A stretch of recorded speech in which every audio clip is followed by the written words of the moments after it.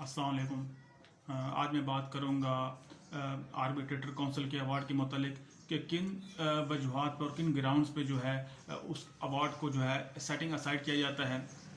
उसके लिए सबसे पहले हम जान लेते हैं मिसकंडक्ट को जांचने के लिए सबसे ज़रूरी है कि केस टू केस देखा जाता है, क्योंकि हर केस में जो मिसकंडक्ट है वो डिफरेंट नेचर का हो सकता है, मुख्तलिफ वजूहात हो सकती हैं उसके पीछे। तो इससे नॉर्मल जो काइंड्स है मिसकंडक्ट की वो है दो टाइप्स की, एक मॉरल मिसकंडक्ट और एक लीगल मिसकंडक्ट।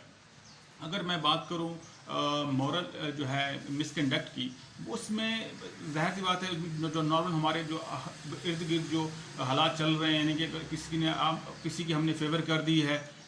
या किसी से हमने पैसे हथिया लिए हैं, चलो भाई इस पार्टी की फेवर कर दी जाए।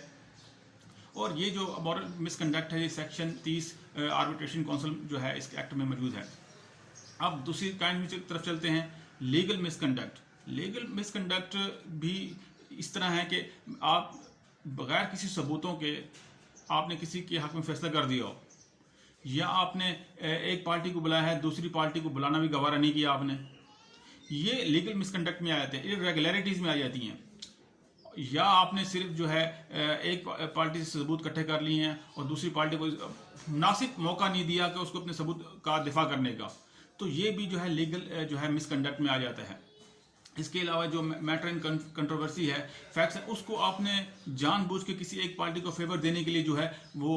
कर दिया हो, और अवार्ड में जो है अपनी जो कुछ जो सबूत हैं वो उसको एम्बिग्यूटी किया हो, मुहम्म में रखा हो, या जो उसको परखने का अंदाज है, देखने का अंदाज है, वो बिल्कुल ही जो है नेग्लिजेंट है, यानी कि केयरलेस तरीके से आपने वो जो है ना केस को हैंडल किया है। अब दूसरी तरफ हम इसमें बात करते हैं, सबसे पहले जो अगर आप किसी एक पार्टी को अगर नोटिस नहीं दिया तो ये मिसकंडक्ट में है। आपके लिए ज़रूरी जितनी पार्टी हैं उसके अंदर चाहे 4 हैं 6 हैं, आपने सबको नोटिस जारी करना है। अगर किसी भी वजह से अगर आपने उसको अवार्ड को नोटिस पार्टी को जारी नहीं किया और सबूत किसी एक पार्टी से लेकर और फैसला करते दूसरी पार्टी के हक में, तो ये जो है बाद अज़ना जो है अदालत में चैलेंज हो जाता है और इसकी जो है अवार्ड की हैसियत बिल्कुल नल एंड वाइड हो जाती है।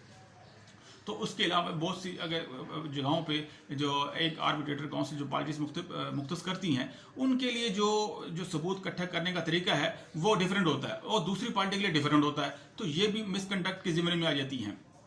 तो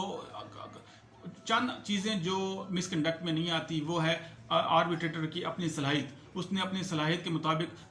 तमाम जो उसने सबूत इकट्ठे किए हैं और तमाम पार्टियों से जो एविडेंस लिए हैं वो उस पे बेस पर अगर वो फैसला करता है तो वो इस मिसकंडक्ट में नहीं आता।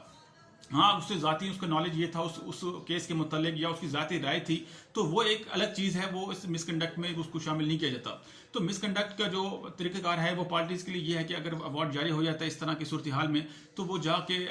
किसी भी टाइम अदालत में अगर केस चल रहा है फाइनल जजमेंट से पहले वो एप्लीकेशन देकर जो है वो उसको जो अवार्ड को है सेटिंग असाइड करा सकते हैं। तो ये था एक अहम सवाल जो अक्सर बेशतर इम्तिहान में पूछ लिया जाता है।